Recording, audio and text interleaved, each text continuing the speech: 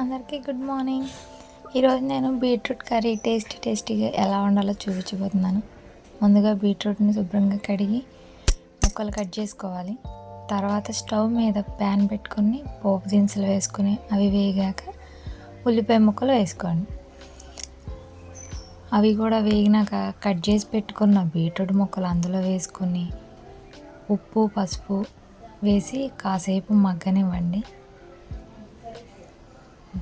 తర్వాత మనం ఒక మిక్సీ జార్లో కొబ్బరి ముక్కలు, ధనియాలు, ఎండుమిర్చి, ఎల్లుల్లిపాయలు వీటన్నిటిని వేసి మిక్సీలో పొడి చేసుకొని పెట్టుకొని మగ్గుతున్న బీట్రూట్లో వేసుకొని కారం కూడా వేసుకొని బాగా కలుపుకొని ఇంకొంచెం సేపు మగ్గనివ్వండి.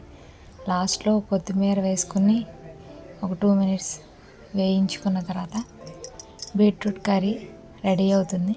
చాలా టేస్టీగా ఉందండి. పిల్లలు కూడా చాలా ఇష్టంగా తింటారు. మీరు కూడా ఒకసారి ట్రై చేసి చూడండి. వీడియో నచ్చితే లైక్ చేయండి, షేర్